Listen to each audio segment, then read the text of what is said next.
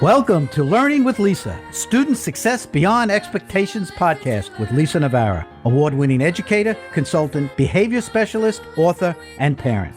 Welcome to Student Success Beyond Expectations. Today, we bring you Master Rich Grogan. Why is he a master? Yes, he is a 6th degree black belt, but you know something? He's mastered his own demons in his own world and his own mind since he was a child. Do you have a child who often thinks that they're not good enough? Do they compare themselves to others? Well, don't we do that as adults sometimes too, right? Well, Rich found himself as an 9-year-old boy, and as he framed himself to be was a poor farm boy. And he went to school thinking everybody had chores and everybody had to milk a cow. And he found out that no, not a lot of people have cows that they're milking and chores and having to break out ice during those ice storms so the horses can walk. His upbringing was a lot different than those around him. So in speaking with Rich, I'm finding that he compared himself to others in a different way that some of our kids who struggle learning. He compared himself as, well, gee, everybody's like me. We're not thinking, oh, I'm the one who's different. He then realized within his environment that, yes, his experiences were different and his work ethic and values were different than those around him. And then that later on transformed into a vengeance of he's going to prove himself. He's going to prove himself worthy, that, you know, he's going to turn his own I can't into I can, but his approach may or may not have been in his best interest. So Rich is going to tell you a bit about his story. And this might be an episode, parents, educators, that you want to share with your own children or your own students, because it's going to have a lot of heart in it. It's going to share with you his why and how bullying has become such a center of his universe and his message now. He's got books. One of them is Being Bully Proof, of him talking to himself as an older, an adult, right? And then talking to his younger self. Wouldn't it be great if we had that hindsight? Well, Rich is going to share that hindsight with you and with whoever you decide to share this episode with. So if bullying is something that's on your radar, then you want to continue to listen. So welcome, Rich. Well, greetings. Thank you, Lisa, for that wonderful intro. I'm just like, man, making me feel good about myself here. And I love the I can't. I can't. What is that? Whoever came up with that word? I can, baby.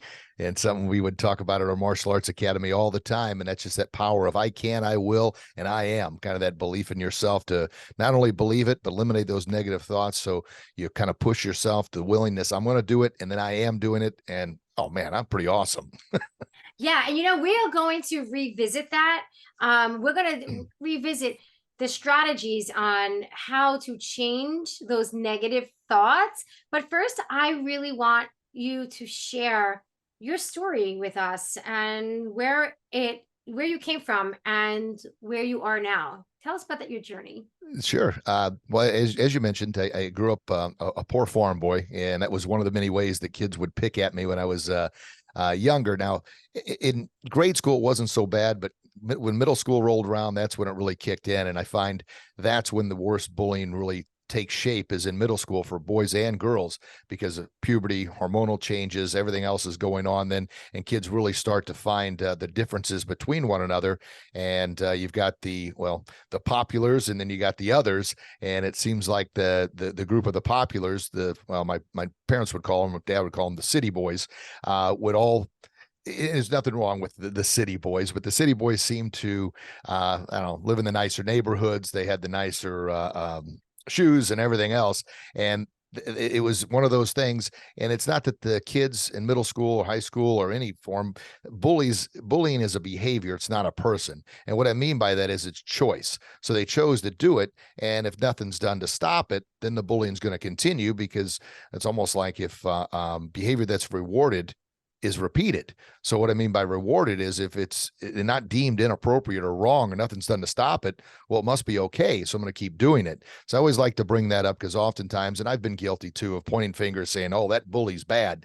Well, that's a kid. That's a person. They're making poor choices, but it's a choice. It's a behavior. It's not necessarily a person. So I bring that up because oftentimes, especially on the different shows I'm on, parents something I'll say here, they'll ask their kid and they'll find out, man, my kid's the bully. How did that happen? How the heck did my kid become the bully? And of course, good parents always want to blame themselves. Well, things happen. And once again, it's a behavior. It's a choice. It's not a person. So anyway, growing up, as you mentioned, I had chores like shoveling horse poop and baling hay. And, I had to go out in the wintertime and break the ice so the horses and cows could have water to drink. And to me, I just thought, well, everybody does this. Well, I found out that nobody does that. Matter of fact, the middle school has got a chance to start going over to some friend's house, the city boys, and found out, heck, they didn't have to take out trash. And I'm like, what the heck? You don't have to take out the trash. Your mom's taking out the trash. What? And you don't have to feed the dog. Well, I have to go out and do this. And I'm not sounding like I'm at a pity party, but it was a real revelation to me. Right. And so I wanted to start being a city kid because, well, why the heck do I have to do this when they don't have to do anything?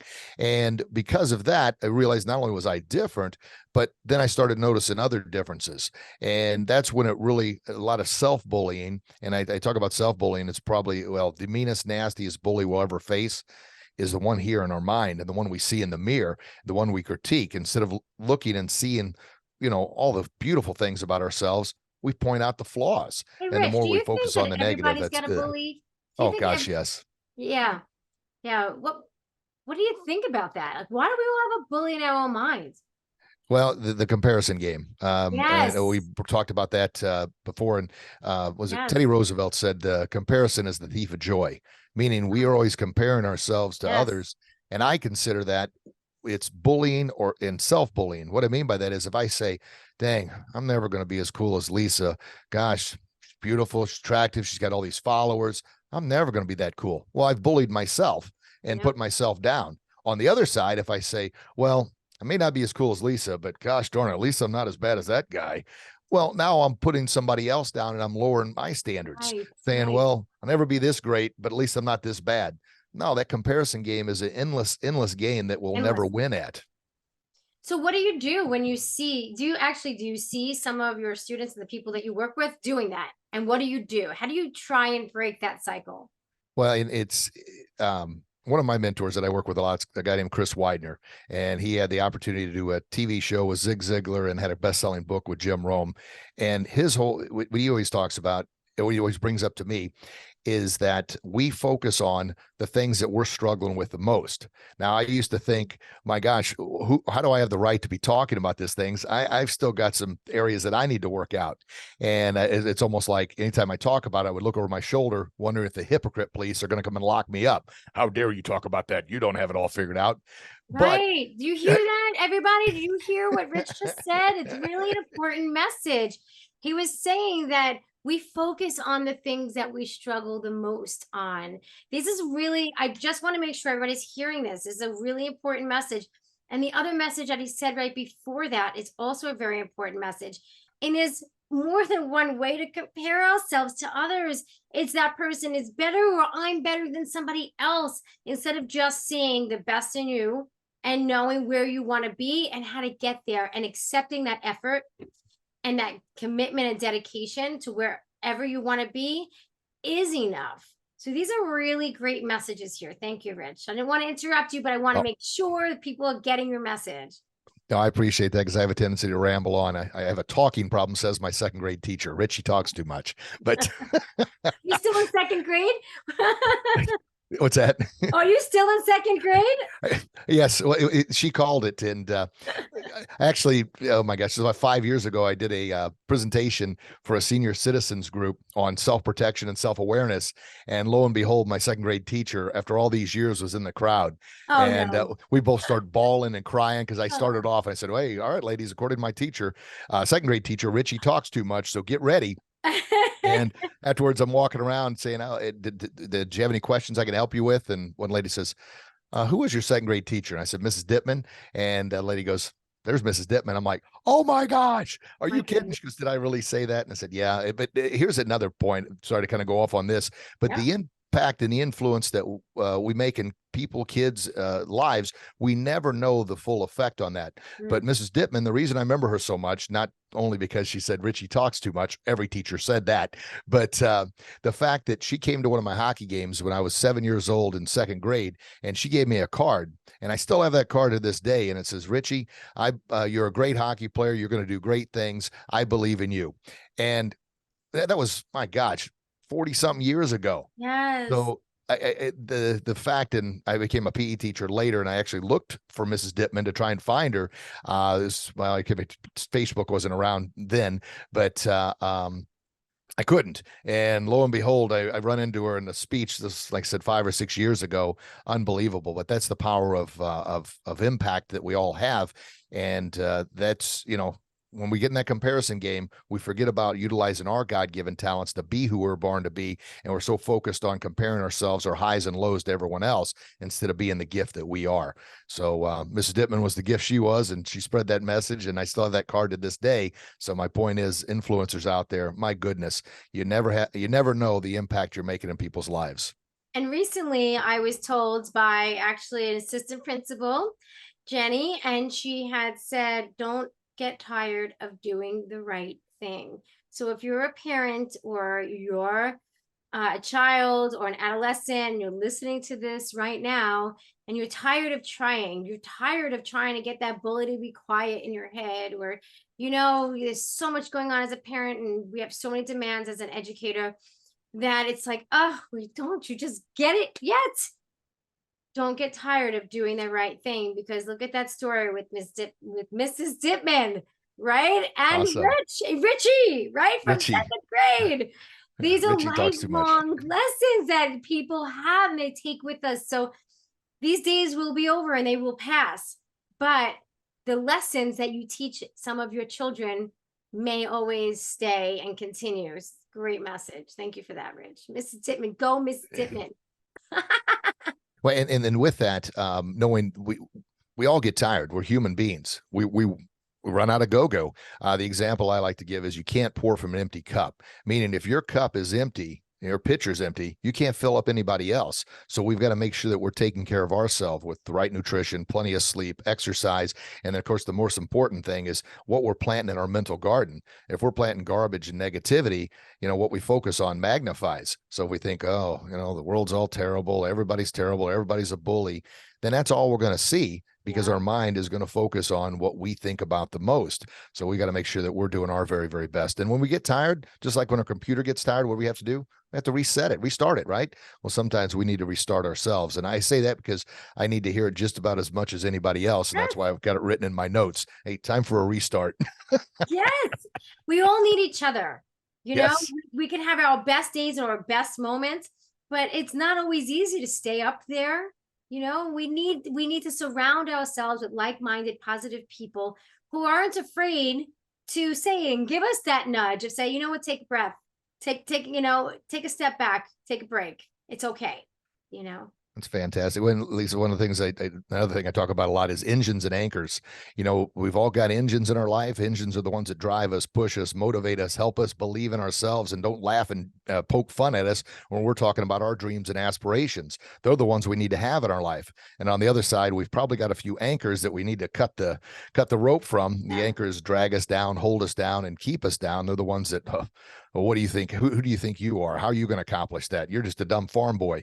I say those things because their mental weeds have been planted years and years ago, and I've got to be aware of that. What goes on in here is what's going to come out of here. What you focus on magnifies. So that's another thing. And folks listening, don't be afraid to get in your kids' lives there. I mentioned often, to speaking to the parents of teenagers, if they have a cell phone and you're paying for that cell phone, that is your phone. That means you have the right to look at that thing anytime you want. And if they've got nothing to hide, then they got nothing to fear, right? So make sure you look at that and see who they're surrounding themselves with, because the doggone cell phones are too powerful for us as adults. They're far too powerful for kids. And that's where predators and bullies and groomers and other yucky people out there are using that to infiltrate their kids' lives. So poke in there. Don't be afraid to do so. It's your device. any stories, Rich, that some of the listeners can learn from when it comes to social media and or even phones with bullying, and what you would suggest? Yeah, we one of our students, he was 14, 15 years old, shy kid. And a lot of times at our students at our martial arts academy, I owned a martial arts academy for almost 30 years. We recently sold the academy to our senior student, our senior instructor. And I know you mentioned your brother has been in martial arts for a long, long time. And he was the most senior student in his academy. Well, we sold our academy to our senior student, and he's doing great things with it. But we would talk about kind of what I put in our book here, the ABCs to become bully proof. And A is awareness of what's going on around you, awareness. And it's one of the other things I would talk to ladies about in our self-empowerment workshops. Be aware of your surroundings. It doesn't mean you got to live paranoid, but you need to be aware of what's going on. When you're walking out to your car, be aware with your head up. You don't need to be on your cell phone looking around, have your keys out, and be aware that all 4 tires are inflated. Be aware when you look in the back window of your car, get in there, lock the door immediately. Just some basic awareness tips and strategies. But at the same time, be aware of what your kids are looking at. Like I mentioned, it's your phone on social media. Well, we had a kid, he was 15 years old, and very shy kid. It was one of those that, and that's where you get a lot of kids at the academy that, excuse me, didn't have a lot of self-confidence. And you can see some kids will come in and you're like, oh my gosh, we've got to really, well, try and help all the kids, but this kid especially, because he's vulnerable. He walks around looking like a victim. And oftentimes when you walk around looking like a victim, crying for help, well, you're going to attract the wrong crowd. Well, lo and behold, he was online talking to, he thought it was a 14-year-old girl. And this conversation went on for the longest time. The parents were telling us all this. And the next thing you know, it's a guy asking him to meet him someplace. And he didn't go, fortunately enough. But then the guy started sending obscene photos and pictures to him. And finally got his parents involved. His parents could tell something was wrong because he was in his room more than normal, and crying all the time, writing horrible notes to himself because he thought he did something wrong. Well, this person manipulated his little innocent mind is what happened. And you hear of stories like that happening all the time, but this was really personal because it was one of our students at the academy. And of course, I like, dang, what could I have done to prevent this from happening? Well, we like to think that by us interjecting there is what really helped him from going and meeting this person, because he started feeling like, oh, you know, they talk about awareness at the martial arts academy. And then his parents were so very grateful. And, but it could have been a disaster. And unfortunately, we read about those things happening all the time. Thank you for that. Yes. What other experiences do you have, and what other advice do you have when it comes to bullying, or just even, do you even want to tell us, what does bullying look like? Yeah, in bullying, the majority of the time, it starts off as verbal or exclusion or shaming, and or on social media now. The reason bullying is, I mean, it's been around since the first 2 brothers, I like to say, walked the face of the earth, Cain and Abel, and that didn't end very well for either one of them, right? Yeah, one dies and the other one has a life of misery.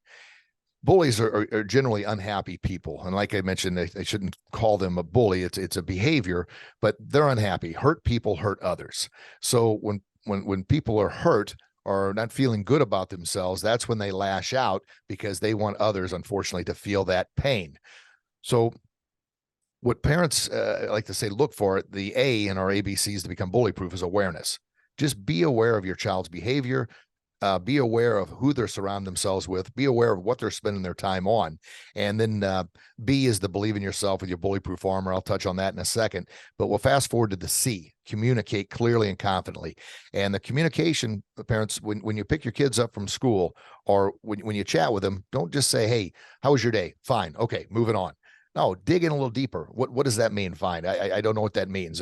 Tell me something good that happened. Tell me something that, you know, maybe that was bad, or tell me something you didn't like. Now, when you first do this, it's going to take some prying, but just like anything else, the more it becomes like a habit or a pattern of asking these questions and doing these things, one, you're going to open up a better relationship with your kiddos, and you're going to find out, because if kids aren't able to come to you with small problems, they sure as heck aren't going to come to you with big problems, because they haven't been conditioned to do so.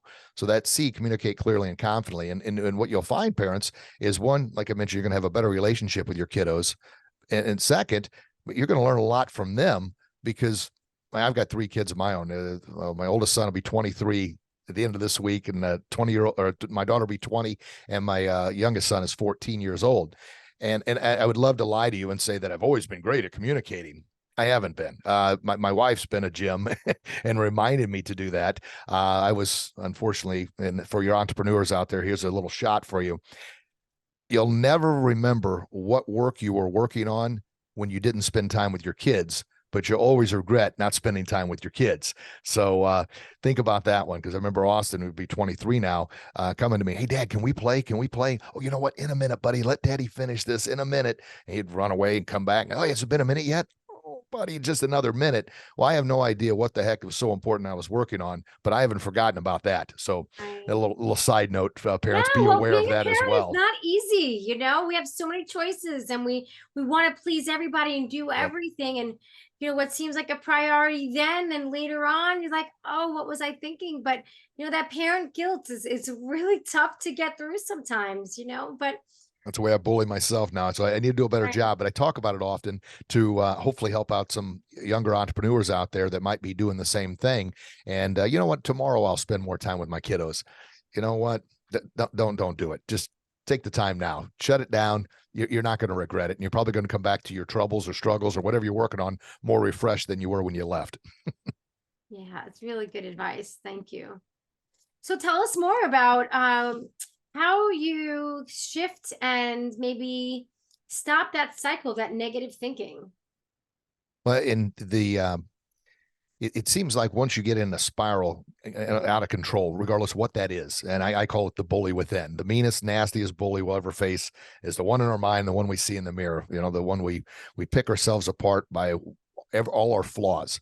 Well, once you start down that path, if you don't do something to break the cycle, it's just going to continue to spiral out of control. And it could be as simple as, I know I'll get locked into working on a book or working on preparing for a podcast or whatever it is. And before I know it, the time is gone. I'm like, my gosh, have I really been doing this for 4 hours? I haven't even gotten up yet. So I'm going to show you what I've got here. Now, I'd love to say it works every time, but it's a little Hourglass. All right, that's great. That is great. And here's the crazy thing. It was lost for a while. I had put it somewhere else, and I'm like, so I dug through and found it. But the point is, a lot of times you just got to break the matrix, so to speak, and get up and change the channel. And a lot of times, I know with social media, we get in a habit of just scrolling and scrolling and scrolling. And you're like, holy cow, how long have I been on this thing? Right. It just goes, it's a time suck. But obviously, the social media, the channel providers, they do that for a reason. You know, the same people that designed the like button are the same people that design casinos in Las Vegas, because you get stuck in this monotonous trance. And I bring that up because we adults are struggling with that. Can you imagine our kids who have grown up? We grew up knowing life without cell phones. They have not. So as tough as that is for us, it's tough for them as well. So the remedy is somehow you just got to set a timer to break the matrix. And I've got mine set it, well, and I override it from time to time, but 15 minutes. After 15 minutes, I get an alert that says, hey, you've maxed your time out, or you're done. Do you want to extend it? Now, if I'm in the middle of something, I extend it, but it's still, that breaks it up just a little bit. My kids always liked the movie, what was it? Percy Jackson and the Lightning Thief. And you think about when they go into that, what do they have in those? Well, what, goodness gracious, lotus flowers, and time just passes on by, right? They're in there for 5 or 6 days. It's like, how is that possible? Yeah. Well, unfortunately, sometimes that happens with what we're working on, and good or bad. And I talked about in our mind, we got the little part of our brain called the reticular activating system. And the reticular activating system is a filter that filters out, and we have 80, 90,000 thoughts a day. Well, we'd go nuts if we tried to focus on all those. So it filters out the majority of things, but it focuses in on what we're thinking about the most. An example I like to give, well, if you just say you bought a new dress, and now suddenly you're seeing your new dress everywhere. It's like, what the heck? I know I'm cool and all, and everybody wants to look like me, but really, were all these dresses there? No, they weren't. Or if you bought a new car, now you see your car everywhere. It's because now it's something you're focusing on, and your reticular activating system is non-biased in any way, shape, or form, good or bad, whatever you feed it, whatever you want. So in other words, if you're having a bad day, and you're gonna say, man, I'm just having a bad day. Your mind says, okay, Rich, you want a bad day? I'll give you a bad day. Crazy, isn't it? Yeah, it's kind of like yeah, when you that happens to me when a car is. If I notice a car, then all of a sudden I'm noticing all those cars on the road. Like where are they all coming from? All of a sudden they're all white too. Yep. Well, it's like the old thing. I went to a Tony Robbins conference recently, a few years ago, and he talked about, all right, I want you to look at all, I want you to close your eyes and visualize everything that you saw that was red. And you open your eye, you're like, red, red, red. And he goes, now tell me what you saw that was blue. And you're like, well, I wasn't thinking about blue. I can't see blue. It's because we focused on the red. But anyway, that's how the mind works, good or bad. And I like to say our mind is our most fertile garden on the planet. You know, if we plant things in a fertile garden, what's going to happen? It's going to grow.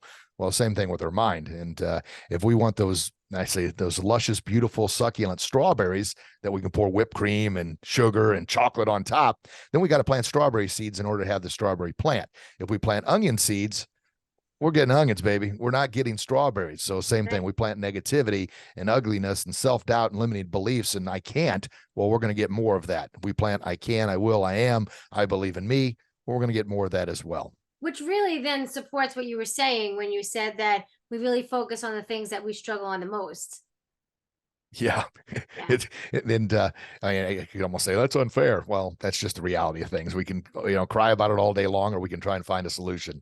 And the solution, and folks, you've been listening to Lisa, obviously there's a solution for you. I talk about on my podcast all the time, you found value, please share it. You found value in this, please share it. And why? Well, one, you're helping somebody else that may be struggling with the problem that you're struggling with. Two, kind of overall goal of influencers and people that are trying to help out others is to make society a better place to live. And if more people are getting empowered with positivity and how to help themselves become bully proof, how to help themselves become better parents or better individuals all together, well, gosh darn, isn't that, if you could do that for somebody else, isn't that going to make everybody's life better? Doggone right. Exactly. I love it. Tell us about your book. Okay. Well, I've got actually two. The one that launched last year, became an Amazon bestseller. It's Becoming Bully Proof. It's if you can see on the picture there, kind of there we are. That's the defeated posture. That's the little Richie when I was a kid. And then there's, Master Grogan 40 years later. But essentially that was me all along. But this was not believing in myself. And now this is believing in myself. It's kind of that shadow. Our shadow is back there saying, hey, you can. You will. You can do this. And of course, the defeated posture, walking around with your head down in a defeated posture look, I can't do anything. I'm worthless. I'm no good. Nobody likes me.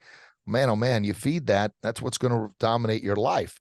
And oftentimes the C I mentioned earlier, communicate clearly and confidently, which helps the B, the ABCs work together, is when you walk around like, all right, I am somebody, I am worthy, I am a gift. And I'm not saying be arrogant and cocky about it, but have those shoulders back, have that head up, and you're going to project positivity. And that's going to help with that B, believing in yourself, to what I call strengthen your bully-proof armor. And your bully-proof armor, and essentially, we would never go out in public without our clothes on.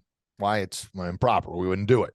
Well, I'm encouraging you, don't ever go out in public again without your bully-proof armor on, because society is going to throw negative arrows at you, and they try and attack the two most vulnerable parts, your heart and your mind. And I say the most vulnerable because if you have a big heart, you want to help others, you lay it out there, there's a chance that somebody's going to try and slice it up. And then your mind, as I mentioned, is the meanest bully we'll ever face. Somebody, example with your podcast, you get thousands of likes and you get one person that throws a negative at you.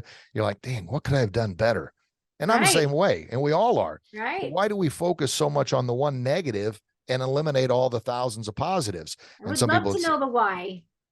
Some people say that, well, it's because you want to be better. Yes, I want to be better, but we have no idea what that person was going through at that time. And hurt people hurt others. So someone seeing you successful and they're jealous of that, and most bullying comes from jealousy and envy, then they're going to do something to try and bring you down. It's not helping them, but they think, well, at least I'm not the only one suffering. It's really a vicious cycle. I've seen a lot of it. It's a vicious cycle, and they have a real tough time with just telling the truth, just owning up to. Well, true stuff. Right. It's truth hurts. And then what happens is, I think over time, I've seen them really believe what they've created to be reality. And that's, well, once again, what you plant in the mental garden is going to grow. And unfortunately, society has a way of, think about in a regular garden, the most fertile soil. Well, if you don't weed out the weeds, that weeds are going to suffocate anything positive. So regardless what you try and plant, and unfortunately, the weeds are going to suffocate it. And I mentioned weeds because I've got some weeds back when I was a kid that are still in there. And I think, man, I've dug those doggone weeds up. Why are they resurfacing again? Right. Well, unfortunately, those weeds are not only deep rooted, but they've cut scars in the mind. And when you're feeling not your best, obviously those scars are the ones that are going to open up the most. So to kind of counter that, this is the latest book. It just launched 4 or 5 months ago. It's a little kid's affirmation book. I believe in me.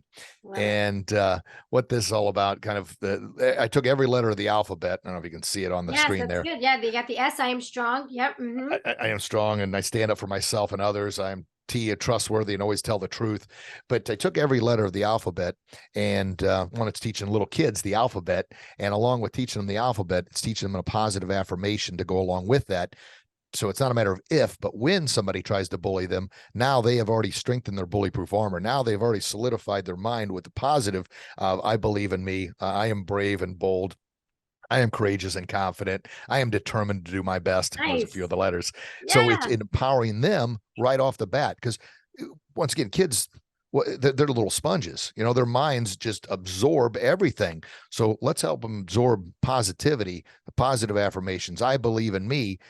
So not a matter of if, but when somebody comes along and tries to tell them they're stupid, they're dumb, they're fat, they're ugly, they're poor, they're whatever they try and throw at them.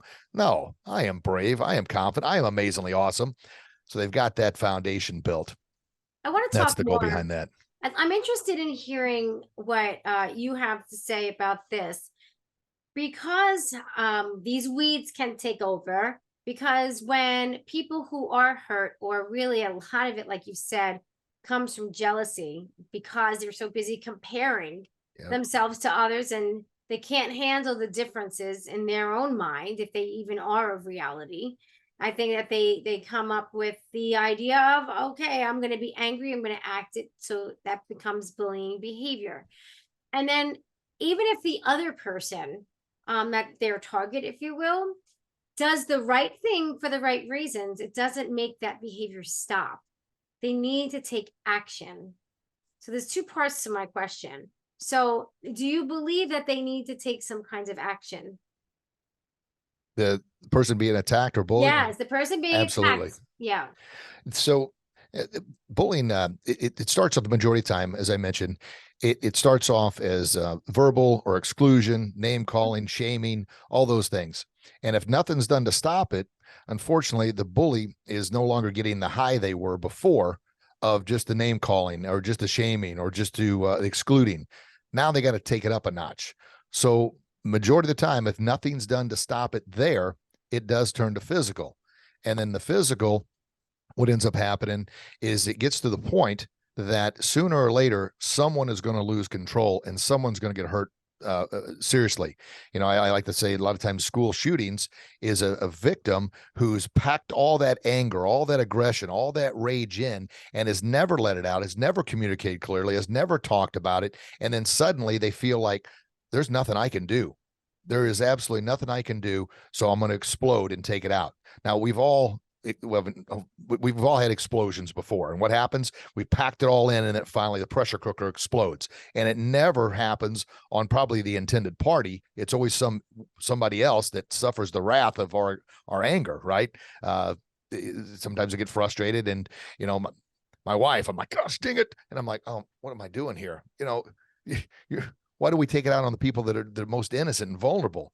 Well, I don't know the answer to that. It's something up here, but my point is, if it's not stopped, it gets to a point it explodes. And I kind of mentioned to you off camera there that one of the things, I was being bullied and I never did anything about it. And my dad, who is a Vietnam vet, and all he knew was kind of war, and he finally told me, look, unless you do something to stop it, it's going to continue getting worse. Well, I'd packed it all in, and unfortunately I had a Ralphie Christmas story moment and hurt a kid pretty bad. And now that scared me to death, where I didn't want to ever do that again. I mean, it was pretty bad. And then worse than that, my dad was like, well, what'd you do that for? I'm like, well, you told me to. He goes, no, I told you to hit the kid, not to put him in the hospital. Well, I didn't know the difference. It took me a long time to kind of process all that. Which is why we go back to that communication, right? If there's You a gosh problem at darn school, right. we want to talk with the teachers, we want to talk with the guidance counselors, we want to talk to a safe Yep. adults rather than acting out physically. We want to talk with people there and have them help us if we can't seem to verbally stop that Right. type of behavior that's being targeted toward us, right?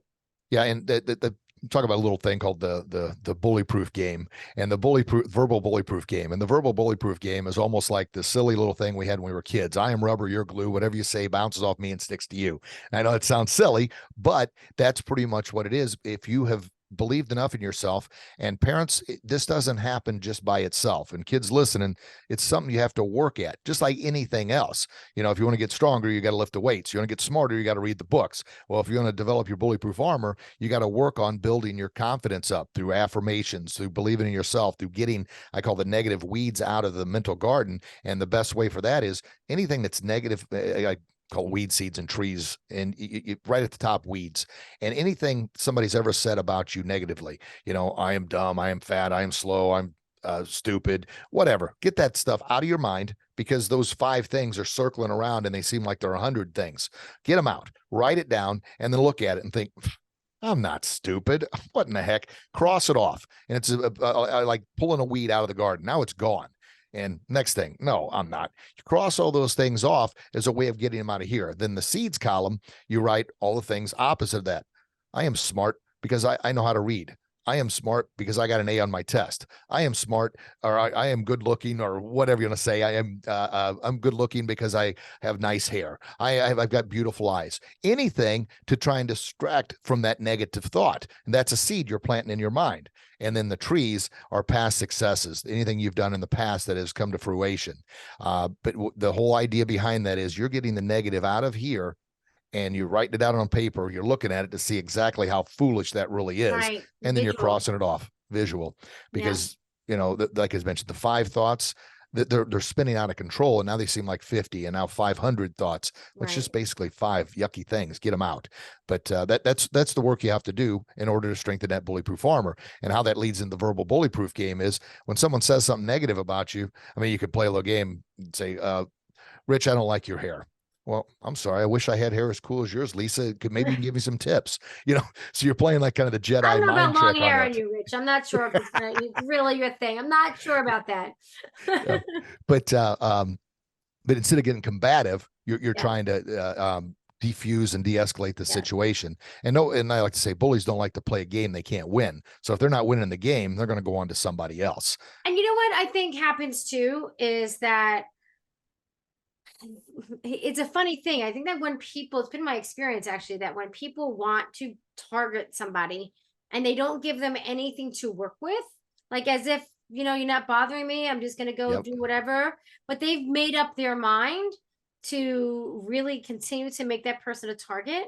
I've seen these people bring in everyone else around them. And now that target doesn't even know what's going on, but they're passing people looking at them different. They're not talking to them the same. It's almost like covert bullying. Yeah, and that, just you saying that, that hurts the heart, because it's so true. I mean, think about an incident. We've all experienced it, either as the victim, the bully, or a bystander. So the bully is calling the other person name, and everybody's standing around, and everyone standing around feels gross about it. You feel yucky, you feel hurt. But everybody's also thinking, gosh dang, I wish somebody would stand up for Lisa. Well, be that person that stands up. But the reason most people don't, they are more fearful of the bully turning on them than they are losing a friend.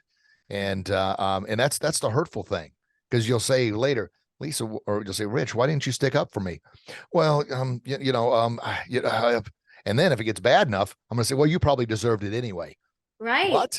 Exactly. That's They the start to shift justification. the mentality and the line of thinking. And then that bully usually they have, as dysfunctional as it is, I've seen them actually have very good social skills. So they align themselves with decision makers. They align themselves with people who are influencers themselves. So it kind of like they have their own different armor. Yep. Does that make sense? Yeah, well, absolutely. And it all stems from fear. Everybody is so afraid. We've given so much power to the bully that we're afraid now they're going to turn on us, because we see what they've done to others. and we Right. see the influence and the power they have. Right. So and unfortunately, it gets to a situation where it's like, gosh darn, I feel sorry for you, Lisa, but better you than me. So That's think about horrible. that. Now you've got this target. Everybody's talking about them, you know, covertly, and you could just tell something's not right. Yep. How do you take action on that in that type of situation? Well, and then yeah, I'm going to sidebar for just a second because we just had an incident down here. I'm in Florida now. I moved to Florida 2 years ago, and we're a goalie, a hockey goalie. I work with hockey teams, so I'm blessed. I was always want to be a pro hockey player. Now I Yay. get to work with hockey teams. So anyway, That's kind of good. a sad introduction to this program was this hockey organization was a 16-year-old girl took her own life due to bullying.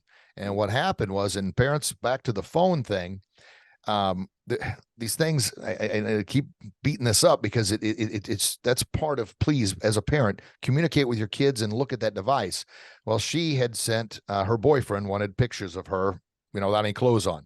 So she sent pictures to him because he was threatening to break up with her if she didn't do it.